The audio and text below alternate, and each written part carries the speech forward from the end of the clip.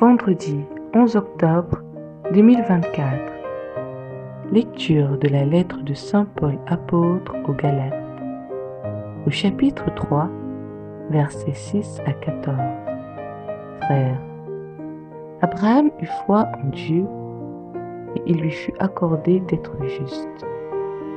Comprenez-le donc, ceux qui se réclament de la foi, ce sont eux les fils d'Abraham. D'ailleurs, l'Écriture avait prévu au sujet des nations que Dieu les rendrait justes par la foi, et elle avait annoncé d'avance à Abraham cette bonne nouvelle. En toi seront bénies toutes les nations. Ainsi, ceux qui se réclament de la foi sont bénis avec Abraham le croyant. Quant à ceux qui se réclament de la pratique de la loi, ils sont tous sous la menace d'une malédiction. Car il est écrit: maudit soit celui qui ne s'attache pas à mettre en pratique tout ce qui est écrit dans le livre de la loi. Il est d'ailleurs clair que par la loi, personne ne devient juste devant Dieu. Car, comme le dit l'Écriture, celui qui est juste par la foi vivra. Et la loi ne procède pas de la foi, mais elle dit: celui qui met en pratique les commandements vivra à cause d'eux. Quant à cette malédiction de la loi, le Christ nous en a rachetés en devenant pour nous objet d'une malédiction, car il est écrit: il est maudit celui qui est pendu au bois du supplice. Tout cela pour que la bénédiction d'Abraham s'étende aux nations païennes dans le Christ Jésus, et que nous recevions par la foi l'Esprit qui a été promis. Évangile de Jésus-Christ selon saint Luc. Au chapitre 11, versets 15 à 26.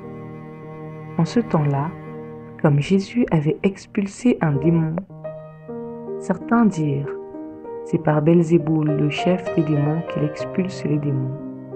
D'autres, pour le mettre à l'épreuve, cherchaient à obtenir de lui un signe venant du ciel. Jésus, connaissant leurs pensées, leur dit: tout royaume divisé contre lui-même devient désert. Ces maisons s'écroulent les unes sur les autres. Si Satan, lui aussi, est divisé contre lui-même, comment son royaume tiendra-t-il? Vous dites en effet que c'est par Belzéboul que j'expulse les démons. Mais si c'est par lui que moi je les expulse, vos disciples, par qui les expulsent-ils? Dès lors, ils seront eux-mêmes vos juges. En revanche, si c'est par le doigt de Dieu que j'expulse les démons, c'est donc que le règne de Dieu est venu jusqu'à vous. Quand l'homme fort et bien armé garde son palais, tout ce qui lui appartient est en sécurité. Mais si un plus fort survient et triomphe de lui, il lui enlève son armement auquel il se fiait et il distribue tous ceux dont il a dépouillé. Celui qui n'est pas avec moi est contre moi. Celui qui ne rassemble pas avec moi disperse. Quand l'esprit impur est sorti de l'homme, il parcourt des lieux arides en cherchant où se reposer.